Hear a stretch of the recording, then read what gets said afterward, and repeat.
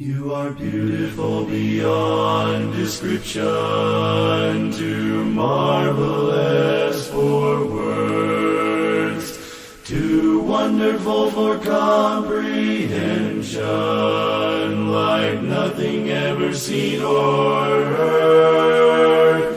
Who can grasp your infinite wisdom?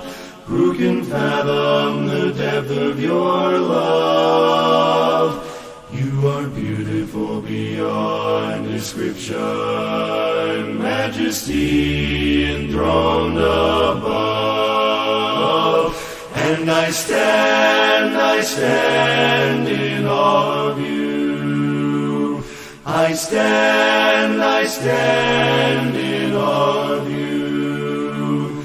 Holy God, to whom all praise is due.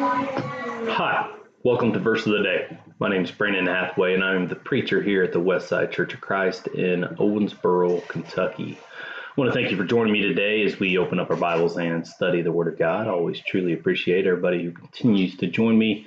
And we are continuing through the book of Exodus and chapter 12, Exodus chapter 12, as we study the Word of God and continuing to read a chapter a day as you would be following along with the schedule that I had put out at the beginning of the year for the congregation here at Westside.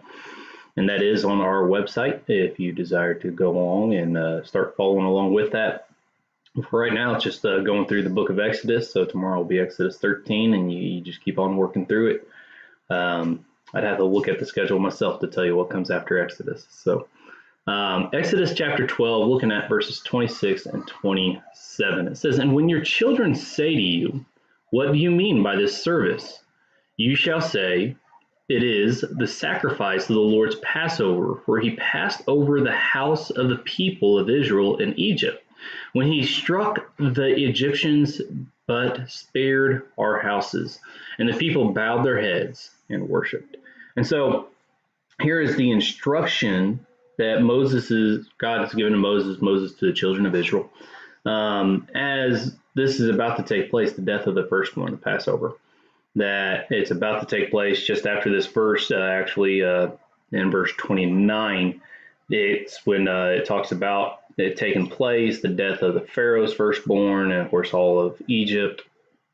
But God had given a way for Israel to not have to lose their children, that they were to sacrifice, kill one of their lambs, and even in verse 5 said it could be a sheep from the goats, put the blood, they were all do it at the same time, blood above the door, and then the destroyer would pass over them.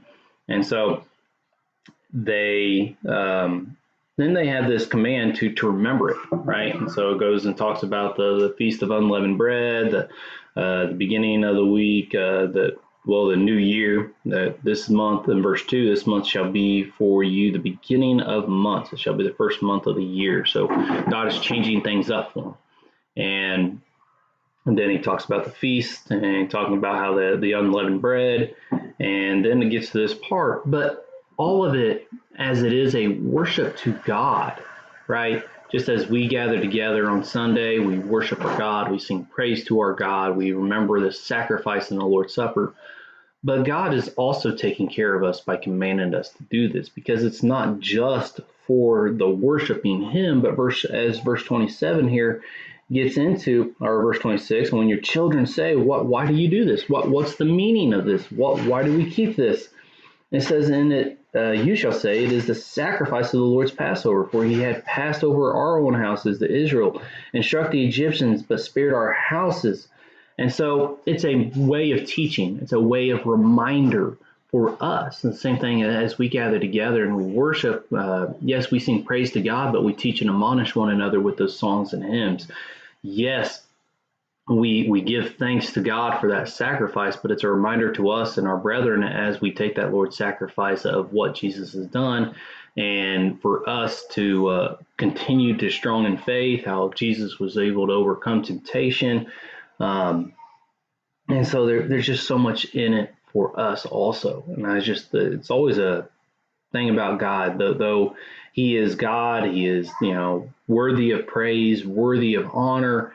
He's always looking out for us. He's always finding a way. Look, I know this looks like I'm trying to tell you to bow down and worship me, but what he's really doing, he's taking care of us.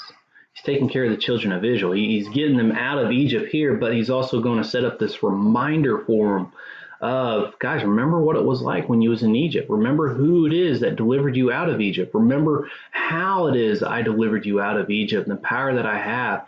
And with this reminder, it should keep them faithful because, again, look what God has just done, these plagues and delivering them out. 430 years of slavery. You think they would remember God who delivered them out of the slavery. And yet we know that shortly as they get to the river, before they even cross it, they start to complain and fear. As soon as they get over the river, where's our food? Where's our water? And so that's some of the stuff we're going to be getting into here in a bit, but it's just a good thing to think about. Just as they had to keep these feasts and these unleavened bread, these days that they had to keep, as we keep the commands today, it's there for us also. It's there for our benefit and helping us to grow stronger also. So I want to thank you for joining me. I hope that everybody has a blessed day today. Again, if there's ever anything that I can do to assist, please let me know, and I'll try to do what I can. And so again, here's our my contact info, our congregation's church's address, phone number, my cell phone, email, and any way that you would like to get a hold of me. I really assist I can. I better get off. Those dogs are getting loud. So thank you again. If the Lord wills, I'll talk to you later.